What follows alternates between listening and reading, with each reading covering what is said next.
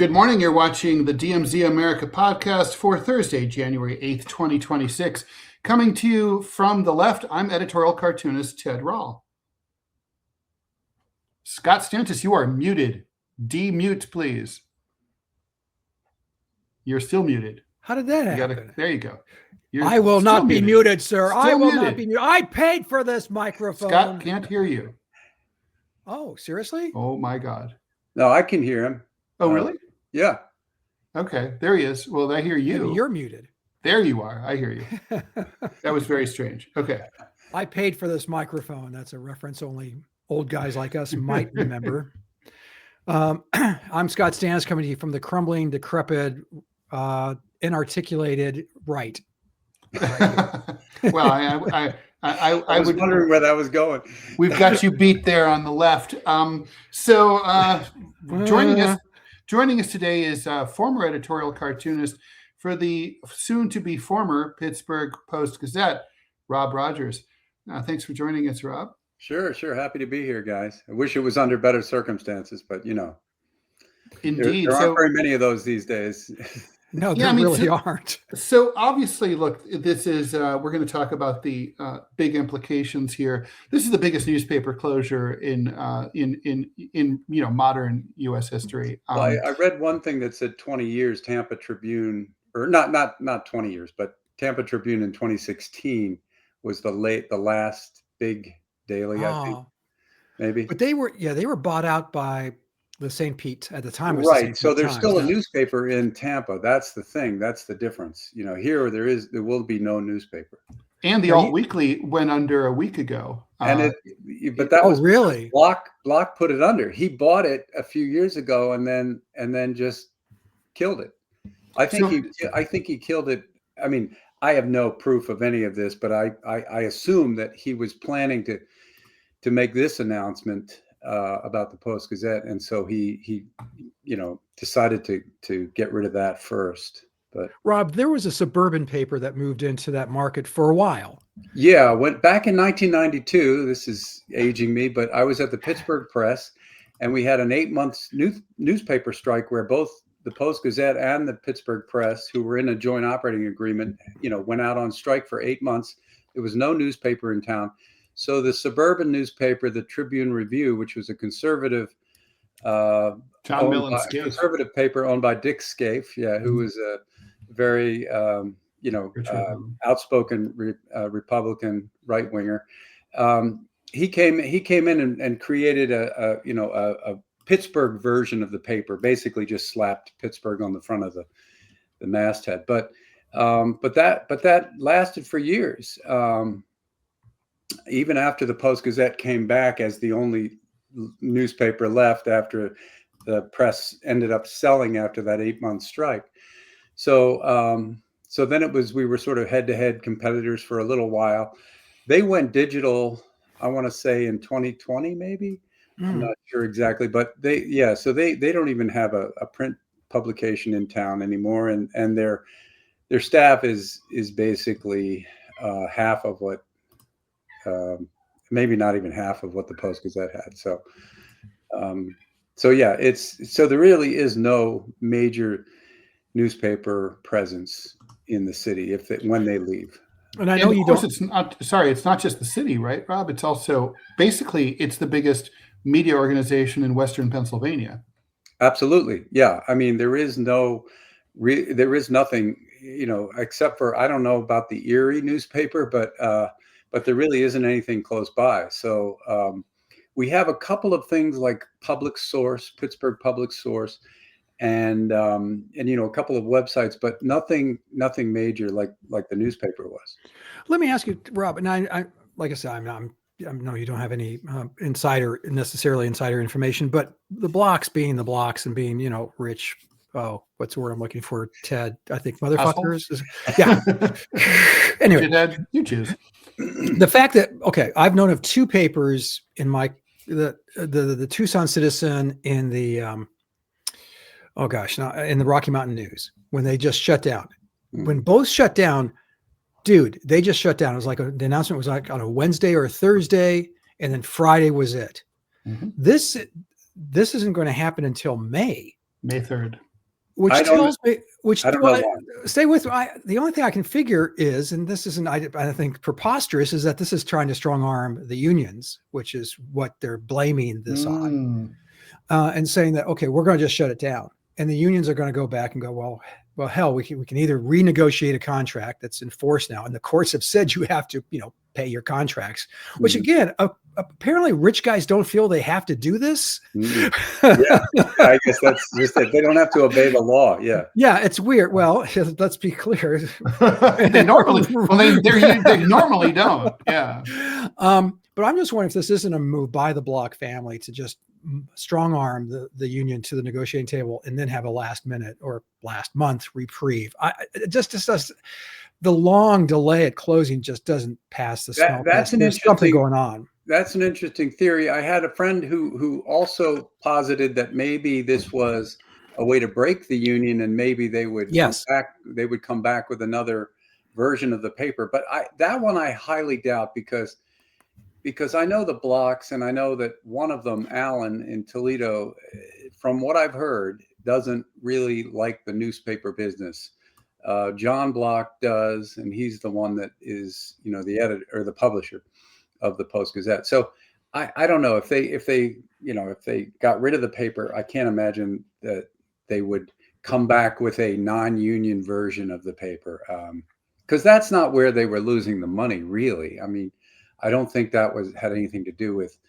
I mean, yes, this ruling by the judge that said they had to honor the old contract and everything, is going to cost them money, and they spend so much money, in legal fees. So who knows? But no, I think it's more just the logistics of spending millions on a newspaper, losing millions. I mean, they were losing money when I was there too, so it's not like a surprise that they've been losing the money for this long. But this feels vindictive, the timing of it. Yeah. It feels like they're just there to say, give a big FU to not only to the labor, the unions, but also to the city. Why to the city? Well, but by closing the paper, you're saying "fuck you" to the city. I mean, yeah. Really. But what did Pittsburgh ever do to the Blocks? Not buy enough papers. Well, yeah, okay. probably that's it. But it's also, Pittsburgh is notoriously a blue collar labor pro-union town. So I think, they've never liked the unions. But the interesting thing was when I first came to Pittsburgh and I joined the Pittsburgh Press, that was a Scripps Howard paper, and they were non-union, which was odd. But they had a joint operating agreement with the Post-Gazette, which was a guild paper. So it was a very odd, sort of thing. And then the Press, being the bigger paper, ended up being the one that folded during that strike, and so the union paper. Now, I never joined the guild because the editorial page was exempt in the contract, and they felt that the editorial page was more management than labor, so they didn't add us to it. But yeah, that I would have joined the guild in a minute if I had a chance. But yeah, it's very sad. I mean, it's very sad to see all my colleagues who spent 3 years on strike and, picketing out in front of John Block's house and, all these things that they did, and to finally win in court, to, substantially go back to work in November, only to have this announcement made yesterday. It's really sad. It is very sad. Now, who knew that Toledo could actually be the last paper? I know that's the crazy thing, is to think the Toledo Blade is going to survive, but one of America's great newspapers. That's the masthead. That's the masthead of the Post-Gazette too. They. Oh, really? Is that right? Yeah, I think it may have been the Post-Gazette. I don't know who had it first, but it seems like it was one that they brought back when they relaunched the Post-Gazette in 1993 after the strike. they brought that old masthead back, and I don't remember the history of it, whether it was an old Post-Gazette thing or but the crazy thing is, I think it was a Toledo Blade thing, because growing up in Dayton, I remember going to Toledo, and seeing that, we all laughed. Mm-hmm. Well, when they started it, at the Post-Gazette in '93, we all laughed too, and we all sort of started calling it one of America's newspapers. I mean, they're not aiming real high, right? No. So, well, you notice I'm not jumping in on this because I work at a newspaper where the slogan is "the world's greatest newspaper." Well, so there you go. Chicago Tribune, but they're at least ambitious. Well, then they may have had a claim once in a while to say that. That's when you see WGN, by the way, the radio station WGN TV. That's what WGN stands for. World's greatest newspaper. Oh my God. Yes. That's hilarious. When we were all one big happy family. Yeah. No, it's true. My old newspaper, the Birmingham News, no longer has a print edition, but they do have a online presence with a newsroom of 10 people. They're really become just non-entity. So maybe Block has a point of just saying goodbye and walking away. I mean, does this create any kind of vacuum in Pittsburgh? I mean, obviously it creates a vacuum, but is there one that can be filled? Not necessarily by a print edition. You mentioned some other news sites that have popped up. Yeah, I mean, well, the Public Source has been around for years, and they do some really good journalism. There was a small alt weekly or twice a month, but it had an online presence, newspaper that was started. Oh. But that I was a part of for a year, but they folded fairly quickly just due to finances. So I think it's hard. It's very hard to start something like this. But yeah, I think in the vein of some of these other nonprofit news organizations, the Texas Tribune and others who have made a success of it, I think there's definitely room for that here, and I would hope that somebody would pick that up and run with it. Yeah, the metro area of Pittsburgh is almost 3 million people. I mean, it's not a small market. It's a shame because Pittsburgh is a phenomenal city, and it doesn't deserve this. What happened in New Orleans? The same. I guess you had the suburban paper. That's why I brought up the suburban paper earlier. Is a suburban paper. I think the Advocate was for Baton Rouge, moved into New Orleans, and then the Newhouse family, which owned the Birmingham News, where I used to work, decides to go, we're only going to go 3 days a week.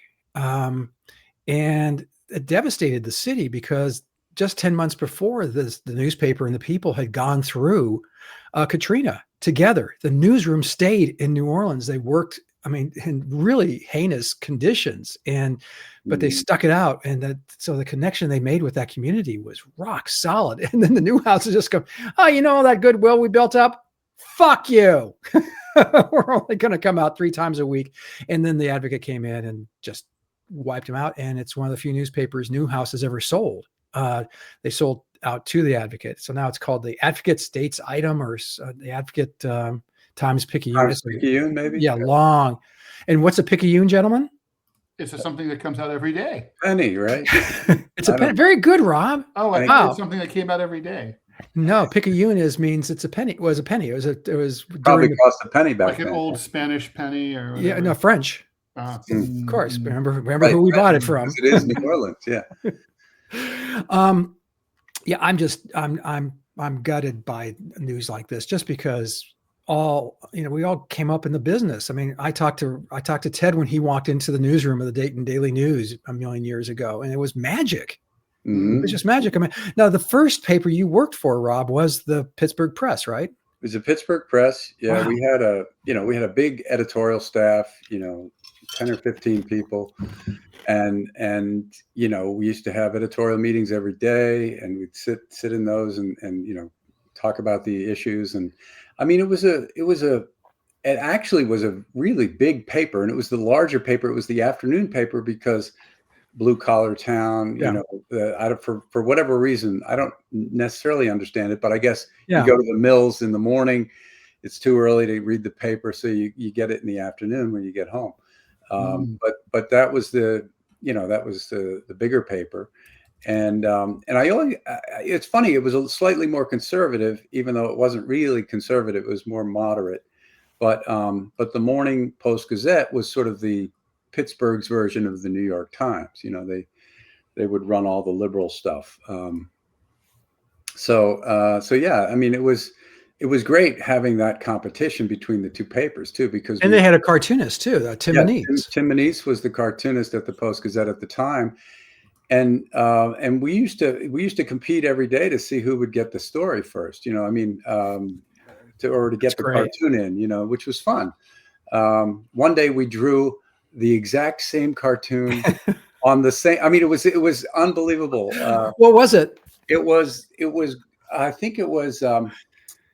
God, now I think it was Gorbachev getting like the Nobel Peace Prize or something, and like somebody saying, "Is it edible?" Because they were having food lines and stuff. And he did something almost exactly the same. It was just hilarious. But yeah. How did that become a public thing? Oh, no. We just laughed about it, because we both, I mean, how many times does that happen in our industry? A lot, people come up with the same idea and they draw it the same day or the next day or whatever. But yeah, I mean, it was just funny. And then when the Post-Gazette sort of absorbed the press, they kept me. And so we had two cartoonists for 12 years. We had two cartoonists at a newspaper, which is unheard of. Wow. Was that, it sounds like it could be fun. Although it used to not be unheard of at all, but. It used to be. I mean, the Chicago Tribune, you had like three, didn't you? The terrible trio from Tennessee is what. I think the New York Times in 1950 had four. And now they have Zip. Yeah. Zed. Mm-hmm. Well, they fire cartoonists for cartoons they didn't draw. I mean, that's right. They're very thorough in that way. That's just a level of bullshittery that's hard to reach. Rob, you were notoriously fired for criticizing Trump from the Post-Gazette. Do you feel? I mean, do you have any mixed feelings about all this, or is it just sorrow for what happened? No, it's mostly sorrow. I mean, all the bitterness that I had about the thing is, I never had bitterness towards the newspaper and the staff. It was always towards the management, and they were the ones that mistreated me. It was nobody. I mean, John Block was the one who fired me, and he hired the editor who came in from Toledo, one of America's great newspapers, to be my editor and crack down on me, basically to be his, his Michael Cohen or whatever you want to call him, his hitman.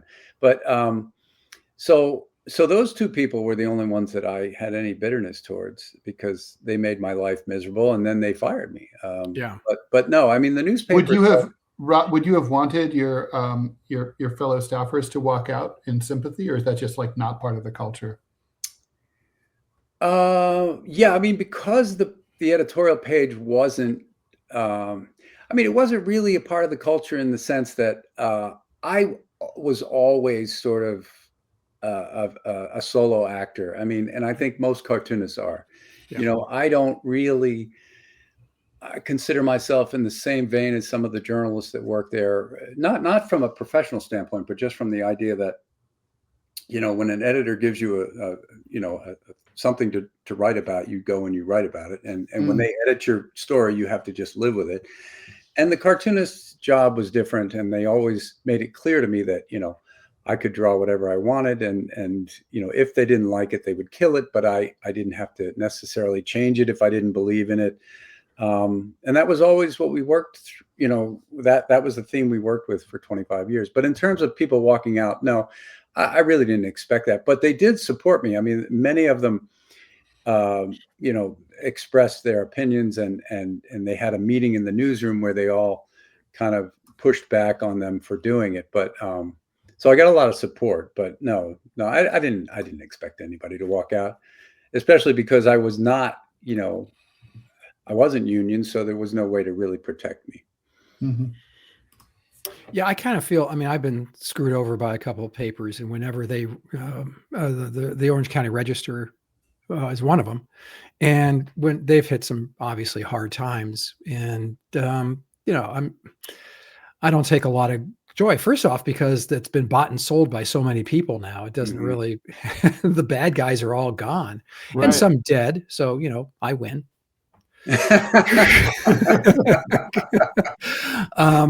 Scott, the fact that they found like a number 2.5 rapidograph pen in their necks probably going to catch up with you at some point. It could, but I'm just hoping that they have the same level of intelligence as some of the other law enforcement officers in this great country of ours. Rob, that's well put. I think, there are people who went out of their way to screw you over and hurt you, and I'm so sorry. And now they're doing this, and they're hurting a whole lot of people, including an entire city, which is a level of buffoonery and hurtfulness that we've come to expect from Trump supporters. Well, so in keeping with my normal role in life, let's make things even darker. Okay. It feels to me like this is not. I just gloated about people being dead, so top that, Rall. Yeah, I will try. I'll see what I can do. I don't think this is the end of. I mean, we're going to see a lot more of this, and I think we're going to see it. We're not going to be waiting another 8 years to see another high-profile closure. I think the floodgates are about to open. We're going to see a lot of closures. What are some of the? Are there any markets in particular that we could expect, like, to see newspapers go under? Oh, I think Los Angeles, the Times, certainly. You've got Dr. Pat, and he's, one of my favorite people. I know. But I'm looking at what he's doing with the paper, and he's losing. It's hemorrhaging money.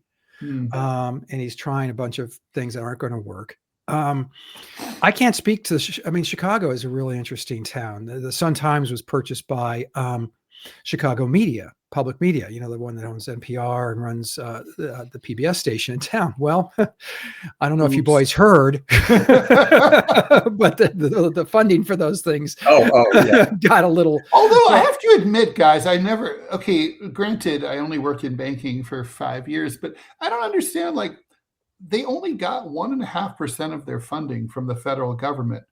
I mean, most organizations can absorb a 1.5% funding cut. Well, that's some of them. Here, for instance, in Birmingham, Alabama, I think the percentage was somewhere in the neighborhood of 10 to 12%. That would be a hit. But let's be honest. If you like here, it's 10%. I think for the local radio station. It varies, and we've all heard about the rural stations are in deep shit. They are in very deep shit. That's why I thought it was. I always felt that I've always advocated that public broadcasting step away from being funded by the federal government, because it was always a whipping boy for the Republicans, always, which I thought was, what kind of a waste of time, because we mentioned there are radio stations. There's one in central Alaska, and it's the only media period there. So, I don't know when there's a bear blizzard or whatever the hell they have. I was just going to make that joke. Yeah.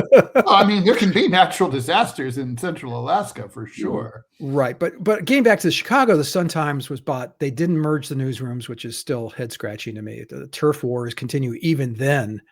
So the Sun-Times could close, could be bought by Aldrich or Aldrin, which is a hedge fund which owns the Chicago Tribune. Alden. I'm not sure what's happening there. I mean, I guess it might be easier. Like, this reminds me, during the blizzard of 1978, I remember listening to the schools closures, and at some point the DJ came on and said, if anything's open, can you just call the station? Are there any papers that are safe from closure? I mean, obviously Wall Street Journal, New York Times, Washington Post, but are any other, like, smaller market papers? Yeah, don't worry, they'll be around for another 10 years. I'm getting the sense of the really small market papers, not just even medium, like, say, Dayton or, Austin or someplace, medium-sized market. I think small market papers seem to be doing okay. And if they're not owned by a chain, if Gannett isn't trying to weasel 30% profit out of you, which they do, I was speaking with another cartoonist who works in Springfield, Illinois. Guess how big the staff is in the Springfield newspaper today? Just take a wild guess, guys. 12. I was going to say 10. 8. 8 people covering the state government of Illinois, one of the biggest But states. 8 very hardworking people. Oh, those guys! You joke, but you got to know their days are long. True. Well, a few years ago, I went into the Commercial Appeal in Memphis, and it's a massive building, and literally there were like 10 people there. That was it. I mean, it was just depressing. What were you doing in Memphis? What did you do? Now. I don't remember now. Opioid. He's selling opioids. But it is America's distribution center. That's what it says on the welcome sign. That's right. No, I can't remember why I went to Memphis, but this was a, gosh, maybe. Did you speak at Memphis State, perhaps, or? No, I'll remember maybe. How do you by the end remember going to Memphis? It's just one of those places you remember. It's like, because you're lucky from the airport. Usually because you've been carjacked. Yeah, the drive-in from the airport is one of the most frightening drive-ins because it's in the trunk in America. Yeah, because you're in the trunk. You're in the trunk of your own car. You don't really get to see a lot. Yeah, the commercial that actually happened during a newspaper convention. I went to the AAN, which was the Alternative Newspapers Convention in Memphis. One of our editors was carjacked and kidnapped and taken out and almost killed. Yeah. What city was that in Memphis? It was in Memphis. I don't remember what town the editor was from. Yeah. I got to tell a quick story. Rob was there I left to take a job in Arizona, and I was having a going away party and drank far too much. I don't know if you remember this. I promised myself I'd never take a tour of Graceland until I was leaving. And so I was leaving. So Rob and I took the tour the next morning, and I was, oh my God, I was so hungover. Oh my God. I remember that. But that's appropriate. And we got to the people who go to Graceland are well, if you're not when you see the jungle room, I looked at Rob, I said, this room looks how I feel. He was spinning. It took a lot of effort not to vomit on the grave of the king. That's not good. No, it was bad. It was bad. Oh man. So, going forward and the impact on editorial cartooning. Now when they let you go, Rob, they had hired Steve Kelly. They recently let him go. Mm-hmm. And I guess they were using a freelancer in the area. I don't know what his arrangement is, but a local cartoonist, Tim Hartman, was hired. And so he's been their staff cartoonist. Now, I don't know if it's a contract or if it's if he gets benefits or any of that stuff. I don't really know, but he's been there. So now he's going to be out of a job too. So, and it was very short-lived for him. I think maybe 2 years. So this is going on. I mean, Ted alludes to more and more closures. And I think you're right, Ted. You're going to see just outright closures like this across the country in places that are rather shocking. The Oregonian is now, I believe if they haven't curtailed or stopped the print edition, they're going to. So it's going to be an online presence only.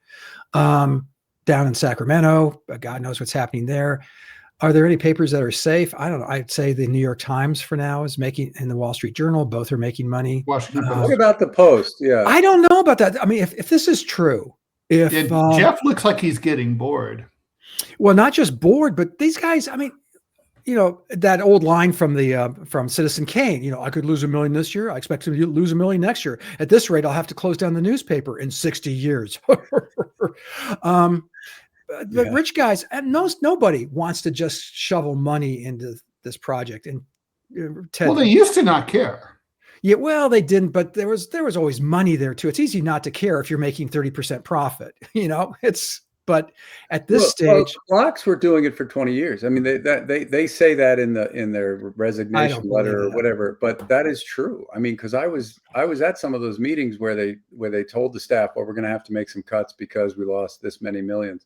I mean, and it was believable. I mean, now whether they were moving money around or something, I don't know, but it's not a publicly traded company, though. So. No, it's a privately owned. It's a family business. So we don't really know. In fact, the family has owned it for almost 100 years. Wow.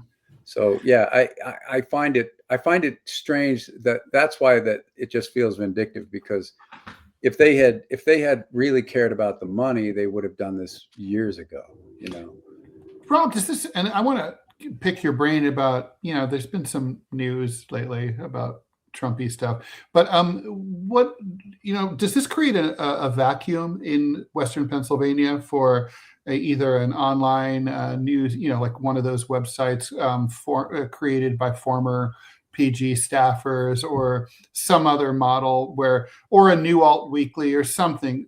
People in Western Pennsylvania need news. I mean, Yeah. is there a vacuum now that could be filled? I think so. When the striking workers went out, one of the reasons that it was a less successful strike than it could have been is because some of the staffers stayed behind and dropped out of the union, which I didn't know you could do. But apparently that was a legal thing. And they went on strike from their union. Yeah, they went on strike from the union. So they quit the union and stayed at the paper. So when I don't know how many it was originally, 50 to something, people went out, I mean, it was less effective because of that. But they did start their own online strike paper and called the Pittsburgh Union Progress. And their coverage was limited. I mean, they were covering mostly local high school sports and some local issues. But they did a nice job. They got some traction from people. They started an online audience. So there's some discussion. I know people have been calling for them to bring that back, so I don't know if that, because they ended it on the day that they went back to work in November. Makes sense. Sure. Yeah. Mm-hmm. So yeah, sure. There are definitely places for something like that to come back. It's really all about revenue, and how do you support something like that in terms of, like, if you're going to hire real journalists and get real news, you gotta have money to do it. And so I don't know where the revenue comes from. That's the only thing. Well, let's dovetail into our, area of actual expertise, and that's cartooning. And where does this leave cartooning, and what do you see? What does 2026 and the future hold for this profession? I mean, I pretty much think it's dead. Speaking of dead people, no, I mean, dead man walking. The three of them. Yeah, I was going to say, this is going to be a short conversation. So. Yeah, it's very short. No, I think that it's evolving, certainly, and there are people finding success online and in crowdfunding situations like Substack and Patreon, but that's where I ended up when I got fired. So I think that those are not real, like, journalistic endeavors. I mean, they are in some ways, because people follow you, but and I guess that's the same as a subscription to a newspaper, right? So it's not that different, but it feels different because it's not aggregated. You don't have a one place to get everything. You're picking and choosing, like in the grocery store. You're not getting all your news from one source, like you did with the newspaper.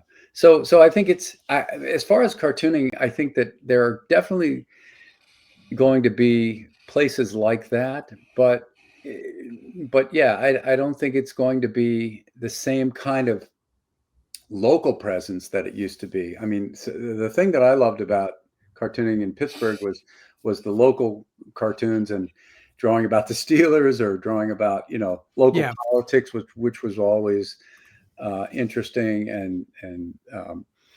and there's a lot of unique things about Pittsburgh that other cities don't have, or wouldn't understand, but that's part of the beauty of it, and I think that's lost. I think that's totally lost. And I mean, it would take somebody coming up with some sort of online newspaper to do that locally.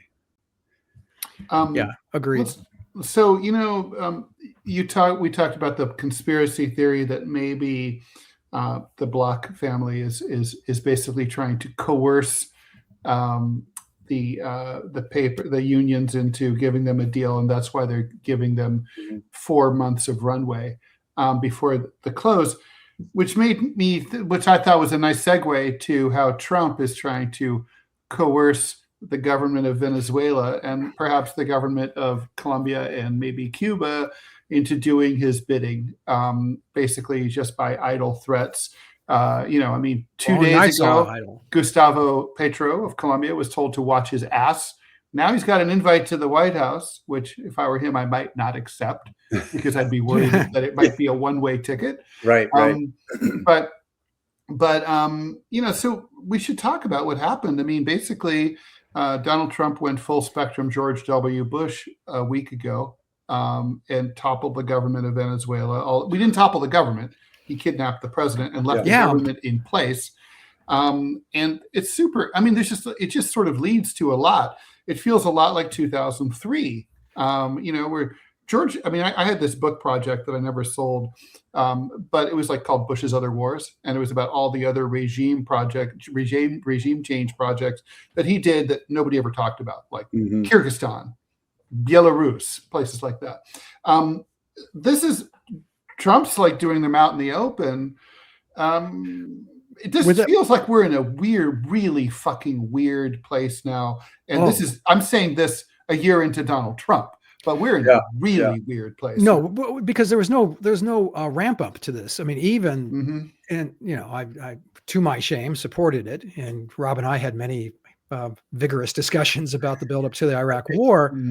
But there was a buildup. They built a case. This was just like, this guy, we know. They just stuck it in.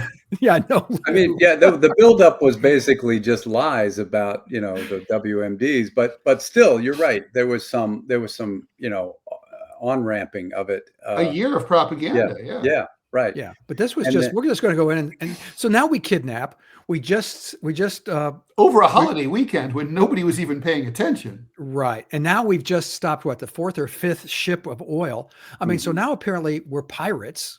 Yeah. And apparently we've shaken down the Venezuelans for billions of dollars of oil. Shaken down. I think they're just taking the oil, I think is all it's going to be, right? I mean, Trump just says, we're going to just take the oil and sell it ourselves. They had a conference this last couple of days with the major oil companies. This will shock you guys, not at all. With the major oil companies, what do you want to do? We'll let you guys go into Venezuela and take over these fields, which are only producing at 20 to 25% capacity. The problem, it's 20 to 25%. Let's get really in the weeds here and say that the crude of Venezuela is very viscous. It's very thick. It's very hard and it's very hard to process. It takes, so here, can I just throw out my conspiracy theory now? And because I've got my own. I think you and I probably agree, Ted, is that they went in because there's oil there. This administration is looking to just get obliterated in the midterms. How do you, and it's the economy. And you can have the president go out there as often as he wants and say, things are good. Everything's great. I can still crap in a gold toilet. But that's not you and I go out to dinner and it's $100 for two of us. We know and see. So how do you what's the fastest way to cut down inflation is to cut down gas prices and fuel prices. I think he saw this as we go in there, we take their gas prices go down to $1.10 a gallon and I win the midterms.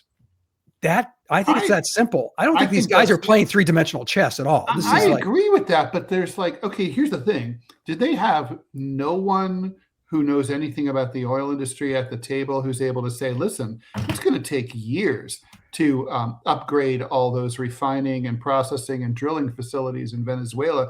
You're not going to see those results in oil prices by the midterms. You're not going to see them within this administration at all.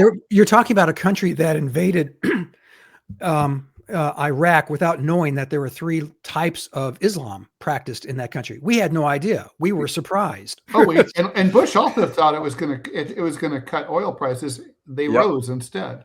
Well, all the oil that's produced in Afghanistan and Iraq. Oh wait. It's not that much. Well, Afghanistan will have oil, but that's a whole different. You think so? Oh, they have oil in northern Afghanistan. It's just they haven't been able to exploit it. Shale, not shit tons. But Okay. yeah, no, old fashioned, not fracking. I think Scott's right. I think that is Trump's knee jerk reaction. He doesn't think far enough ahead to plot out, oh, how long would this take to process this oil? But I think you're right. I think he sees this as a quick hit, but it's also one of those things where it's not going to work. Right. It's also one of those things where I just think Trump, like, he sees something that he's believed for a long time, like tariffs. And he just says, I'm doing it. I don't give a shit, And I think with this, it's the same kind of thing. He's like, we've let them deal with the oil. We've been too lenient on that. So we're gonna crack down on it. Or Greenland, or Panama. I mean, we made a sweetheart deal with Panama to give them back the canal. We shouldn't have done that. I mean, like, these are all things that he has had in the back of his mind for decades, and he just decided, with all the freedom he has in the second term, we're gonna do all these things, So I don't think there's as much thought, I don't think there's that much thought about how long it would take or what. Yeah, no, and then Greenland shaking. I mean, yeah, let's talk about Greenland. There's like 102 people who live there. I mean, it's so, and they've been trying propaganda there. I'm not sure if you guys have been keeping up with that story. That's been fascinating. We've been flooding them with "Join America." We're considered the Denmark of North America, like quite literally. I mean, so also, I mean, so what about the sort of geopolitical implications of destabilizing Venezuela, which is basically like roughly 60% of the country is kind of Chavezistas, right? Like pro, and then the other 40% are right wing and anti. That country could tear itself apart over this as the power vacuum rushes to be filled. Cuba will collapse economically without that Venezuelan oil. And so then that country falls apart. And then the U.S. finds itself in the position of like, oh shit, we have a really big ass Haiti in Venezuela and another big ass Haiti in Cuba. We have another fucking refugee flow, and we have chaos, and we have another, boat lift situation. What the fuck nobody's talking about that yet. I heard one commentator say that he thinks that all of this is about Cuba, and that it's about Rubio, and Rubio has always had a hard on for Cuba. Well, and so he's influencing Trump in this way. And, and Trump, and, they say that, whoever the last person is that talked to Trump, that they're the ones that get what they need. But I don't know. What do you think about that? You think Cuba is the end game here? Sure feels like it. It certainly does. And you're right about Rubio coming from South Florida and having the Cuban exile community. So yeah, that makes perfect sense. But and then we can look forward to Cuba Lago, which will be lovely, the most beautiful. Well, right. He wants to build there. That's the whole thing.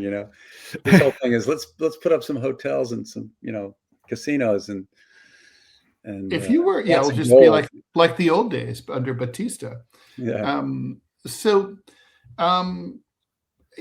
what I really want to know, and I just did a cartoon about this, is like for next week.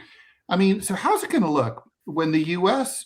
attacks Greenland, which is Denmark, which is a NATO ally, and we have an obligation to defend Denmark against an attack by us against ourselves. And I was kind of like, now the good news is we know a lot about us. And we speak the language. We know where everything is. Probably occupation might be a breeze, but I'm thinking, but we're really evenly matched against us. That's a deep concern for me. I love that. I'm gonna steal that and draw it tomorrow so that it comes out. Thank God you were fired. Oh yeah, that's very funny. But it is interesting because I do think that, Trump makes no bones about not liking NATO. I mean, he's always right about that. But he's what? No. He's right about it. NATO's obsolete. NATO should have folded up immediately after the Warsaw Pact went away. When the Cold War ended, the need for NATO went away. And I think, well, clearly it hasn't gone away, because look what's happening in Ukraine. I mean, that has, if Ukraine had been a part of NATO, that would have never happened. Okay, so maybe the Europeans need it, but I don't know why the U.S. needs it. Oh, I don't. Yeah, I mean, I think it's more the U.S. being the one who. Yeah, right. Exactly. Why do we need to pay for it? It's not really. I mean, they have money. It's not Europe. It's not like Europe under the Marshall Plan. They have money now. Yeah, they do. But those bombs don't buy themselves. I'm just wanting to throw that out there. That's very true. Yeah. But so I really want to talk to you guys about this shooting of this woman in Minneapolis. That's the flag of Minnesota, by the way, just so you know. Oh, is that what that is? I was wondering. Okay, there you go. It is. It's brand new. You had to watch your finger in the. Yeah, I'm going left. You're like the weather lady in front of the green screen. I wasn't sure. Yeah, what were you doing? I was like sort of. Anyway, that's their new flag. They just got it a few years ago, which of course the MAGA world is saying it's so woke. I'm going. Yeah. It's a star with the shape of.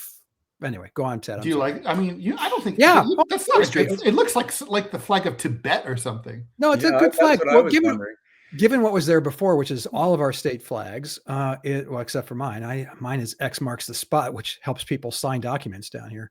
But the Minnesota flag was a blue flag with just the seal in the middle, and right. This is. I know you hate that. Well, it's lazy and it's ugly. So this is much more direct. I kind of like it. So go on. Okay. So what's happening in Minnesota? So obviously we know that this woman, this community activist, was basically tracking, and like a lot of community activists do, tracking ICE goons as they were mooking their way through the community, and then basically they went after her and yelled at her, and some said get out of the car, some said move the car, some said turn, and there was confusion. And it looks like from the video, which I've now watched numerous times, I'm sure you guys have too, that she was just trying to turn around. She was just trying to get out, and then someone. Well, and then Secretary shot her. And then, I'm glad you go ahead, Scott. Noam comes out that day and says, and just lays out a narrative that is empirically untrue. Right. I mean, and a friend of mine actually described, who we all know, Patty Vasquez, said that she's standing there in her American Girl outfit. Because she was this huge cowboy hat and this weird little anyway. God. And she's the weirdest hair too. Well, it's like 1981 called and wants the costumes that she wears is just they're ridiculous. Yeah, when you go through TSA, you see her on video, and it's like, what the fuck?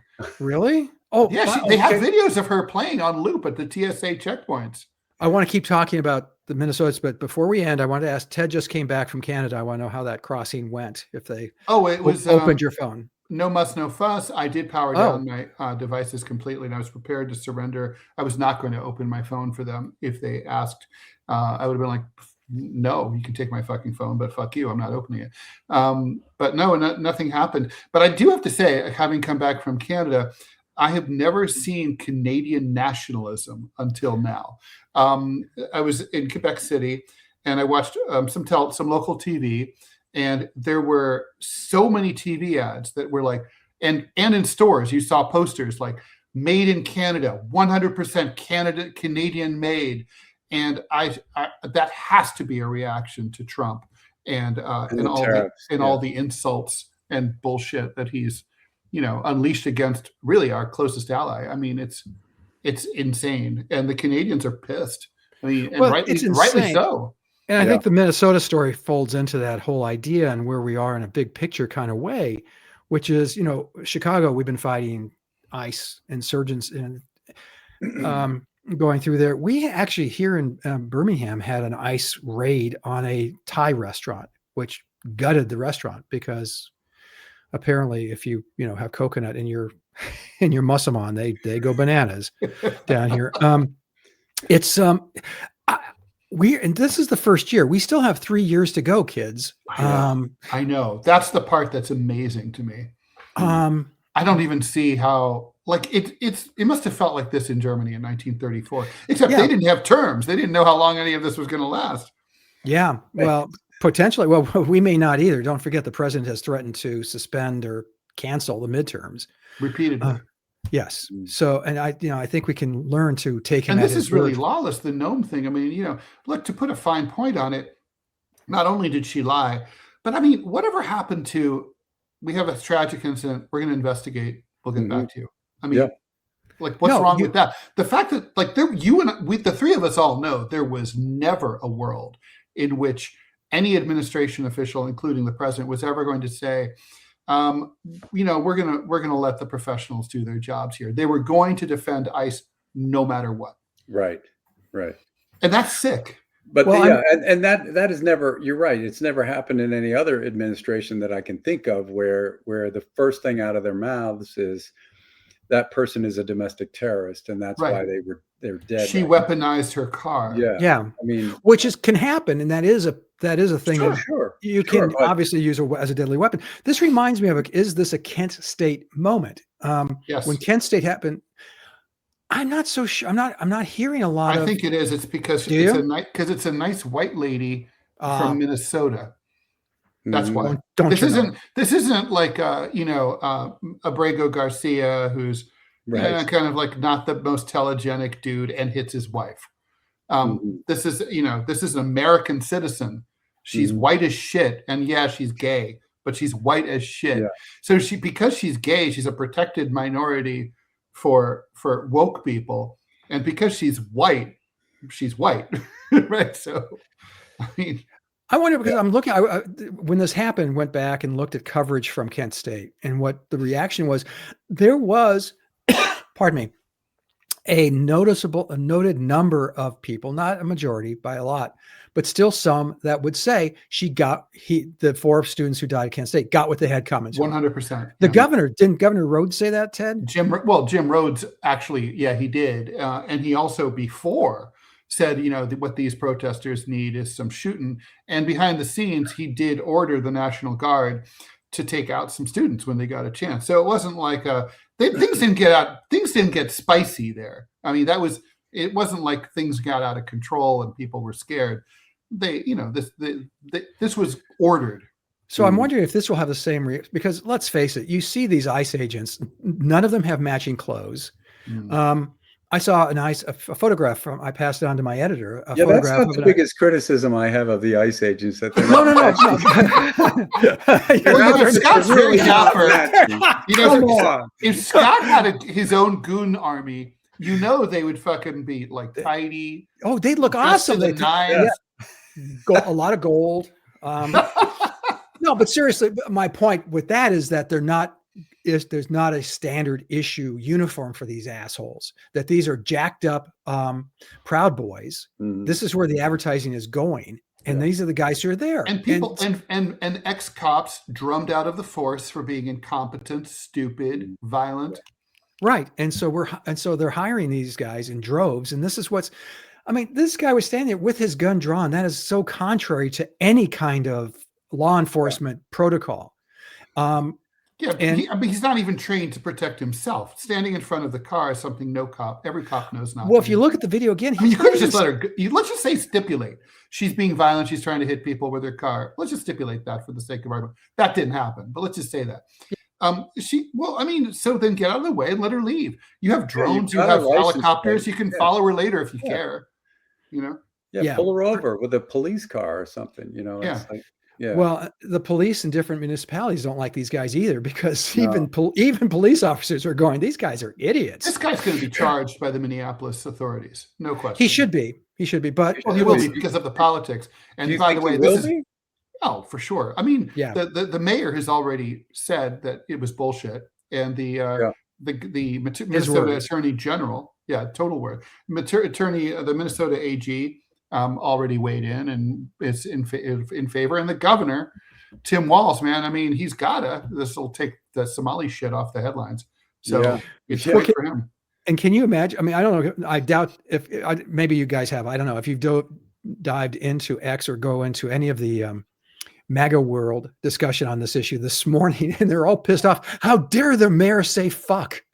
And it's just like going, F-bomb. Dead person. Dead lady. Yeah. Well, I was surprised that mother of 3, by the way. That MS Now or MSNBC, whatever you want to call it, I was surprised that they let that fly. I mean, they let the F word go on the news. No one under 70 watches news, so it should be fine. Yeah. But I imagine on national like NBC, they wouldn't have let that fly, because even in the video they bleeped out the woman yelling the F word. Really? Yeah. See, what do you guys think about? I mean, this has been an issue for us as cartoonists for decades, which is as the culture changes. Some would say coarsens, and I would be among them, but still, that's the paradigm now. That's we fuck now is like, hey, fuck you. It can mean hello. It can mean goodbye. It's like aloha. But we have always kind of been constrained. I know you have, Ted. You've used and Rob, me, and every cartoonist who goes in the general. We still to this day cannot say crap or shit or. Well, you want to hear syndication? Here's a good one. No, run it. Pittsburgh, if you call someone a jagoff, that's supposedly a bad word. And there were a couple of years there where I wasn't allowed to use the word jagoff in the newspaper because of that. And later, jagoff is dumb. Yeah. But later they finally said, well, then jagoff I think was like a word in the dictionary or something accepted. So then they allowed it, but yeah, that's the word pussy into a cartoon in the New York Times Sunday Roundup. Seriously, the word pussy? Yeah. Wait, when was this? Years ago. Not a drawing in the 2000s. Like, yeah. What was the cartoon? I don't remember, but it's just like basically. Listen, before we end, speaking of Ted Rall, I have to say this. I was just reading, for some reason, I love John Krakauer, and I was just reading the Pat Tillman book. Oh God. And of course, right in the first couple of pages, he says, the whole view of Pat Tillman was either Coulter on the far right saying, that he was a hero, or Ted Rall on the left saying he was an idiot. So I thought, good for you, man. You made the book. Although I have to admit, I never really liked Krakauer after that happened, for the simple reason that he never called, or no one, he never called for comment to ask anything about the cartoon. He assumed he knew my intent, and you're like, if you're not checking out something as easy as that, how can I believe you for other stuff? That's true. But I mean, he does do his research. I mean, there was a lot of, I don't know if you read the one about the Mormon thing, but a lot of journalism. I didn't pick it up because of, seriously, I was just like, once I know personally that like a media or a journalist is like not doing their job, like they misspell my name or something, I'm like, I don't know if I take you seriously anymore. Yeah. All right. Well, anyway, I was happy to see your name printed. Thank you. So. even if it was a little bit of a slag. Right. We got a few more minutes. I just want to jump out. Did either of you watch the Trump presser yesterday? 2 hours he talked to it was clearly to show just how vigorous and in control he is, because because they're starting to show up on polls that this guy is Joe Biden it out. Yeah. And I would agree with that. I would say 2 hours though. But the thing is, it's such a low bar. Civility doesn't always play out the same way, right? I mean, no, it doesn't. And the fact is that, but it was all Trumpisms for 2 hours, which is like, would be if any other person, you, me, Rob, anyone was spewing this stuff. Oh yeah. Our wives, our spouses would be going, dear, let's go to the doctor. What for? It was actually, I mean, you alternate between cringe and being terrified and laughing. These and are to have the reactions you should have to the president of the United States. In the interviews with Miller recently, that's like, that's his Goebbels. It's just like, the world needs a strong leader. What-row. Yeah. I mean, I don't know if I'd qualify what's going on now as Trump. This is as strong. I mean, it's just, to me, I'm terrified. As you guys know, I've never been like a huge, like, oh my God, Trump is the devil kind of person. But I'm terrified at the unsteadiness of it, and the unpredictability, and the manic energy, and the fact that, like, I mean, I don't care about the coarseness. I care, but like when you're like talking about, just cavalierly, like we're gonna, we're gonna attack, for example, Russian flagged shipping, World War III. Anyone? I mean, this is all insane. Yeah. Well, I've talked to both of you privately about leaving the country and having an exit strategy. And I have one now, to encouragement of Ted, to have and I literally have two to three ways to get the hell out of Dodge should things go south. And should things go south? Well, but okay, let's put this. Well, in a way that's personally directed. South you want to get? You're in Alabama, man. Yeah. So well, funny. and we all know that's how it's going to come down. It's not going to be an ICE agent at our house. It's going to be some Yahoo with a red cap who's going to, because Trump said, that Rob, he's a very mean man, very mean to me, but I can't do anything about it. But if something were to happen to him, I wouldn't be too sad. And then some asshole shows up at your house at 3 a.m. That's how it's going to come down. It's not going to be the SA as it was in Germany. It's going to be his minions. And that's what scares me. You're right. That is, and we've all had death threats. We've all talked. I mean, we've known each other for 30 years now. We've all called. Oh, I got this letter. What should I do? Is this a real threat? But I've never. But it's the ones that don't send you the letters. I would also That's what worry scares about me. the government goons. I mean, honestly, ICE has already arrested some U.S. citizens. They've arrested green card holders, which are basically an American citizen who can't vote, right? And I mean, look, he's asked for a 50% defense increase. I know, to holy Mary. $1.5 trillion. And the Congress, they'll give him more than he asked for, including the Democrats. They'll be like, "Oh, you want 1.6? Done." And then, build a missile factory in ICE is northeastern Wyoming. As of this year, I apologize. ICE will become the biggest armed military force on Earth. It will be bigger than the People's Army of China. It will be bigger than the army of the Russian Federation that patrols 11 time zones. ICE. What's he going to use that for? Let's say you deport everybody, all the illegals. You think they're just going to go home? They're going to quit? They're going to get fired? No, they're going to turn against us. Well, I agree. But I mean, Scott, I mean, you're the libertarian here. I mean, oh yeah. Oh my God. The state does not shrink by itself. Do yourself a favor and go to reasonmagazine.com, and they're doing yeoman's work on covering this, because they're the ones who are using, calling all of it what it is, and the danger and the overreach of a federal government that has no right to be doing what it's doing. And apparently we're okay with it. Yeah, so that's reason. Well, that's the thing too, is there's no opposition movement, right? I mean, the Democrats are useless. The Republicans are cowards. The Supreme Court is useless. The press is dead, and there's no left-wing protest movement. There just isn't. I mean, gathering every 3 months for a No Kings Sunday stroll to get your 10,000 steps on your Fitbit doesn't count. But you don't think that'll change if in November the House and the Senate go Democratic? Well, only the House will. But I mean, we'll just end up with gridlock. I mean, all the Democrats are going to do is they're going to impeach Trump, which he says, and he's right. They will. I hope and they not don't. For what they should.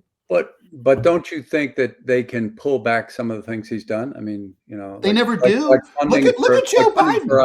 Joe Biden didn't roll back anything from the that's first not Trump true. administration. That is not true, especially on immigration and the border policy. That's true. You're right about that. Which was a mistake. For example, all the tax shit, like where he punished the blue states with the home mortgage stuff, Biden left that in place. I mean, I don't trust the Democrats for shit. They're useless. Well, but I do. I'm not sure that. I think they're going to take the Senate as well by a vote or two. It's going to be razor thin, but they're going to take the House. Yeah, then they get investigatory powers. Well, here's the thing. Which is useful. And I think Ted and I were talking about this the other day, and I'm sorry to repeat myself to you, Ted, but if go back, I keep saying this, history teaches us a lot of good lessons, not least of which is look back at the Watergate investigations. Mm-hmm. And it's amazing how serious and judicious it may have even felt plotting. And if you want some comic relief, Watch the faces of the committee when Butterworth revealed that there was a recording system in the Oval Office. Everyone on that committee is like doing ba-da-da, da-da, and they go, what? I'm going to look at that after this. And I recommend everyone else do that too. Thanks, guys. Thanks, Rob Rogers, formerly of the Pittsburgh Post-Gazette. Thank you, of the Scott soon-to-be former Post-Gazette. Soon-to-be former Post-Gazette. And I'm sorry for the people of Pittsburgh, but we're all going to be riding that fucking hell car with you very soon. So, on that note. So on that pleasant note, we'll be back here with the DMZ America podcast next Thursday at 11 a.m. Eastern time. Again, thank you all for watching. I myself will be back for tomorrow morning at 9 a.m. with John Kiriakou for a deprogram. Monday at 9 a.m. And 10 a.m. with TMI with Manila Chan. This is the part where I don't know if you remember Rob, but we get the singing. Let Rob do it, because Rob is a far better singer. And what am I doing? You're extemporizing. You're singing in our 18-second outro, and off we go. I'm not. Oh, beautiful for spacious skies. For amber waves of grain. For purple mountains, majesty, you crazy kooky kids, you. Ted Rall is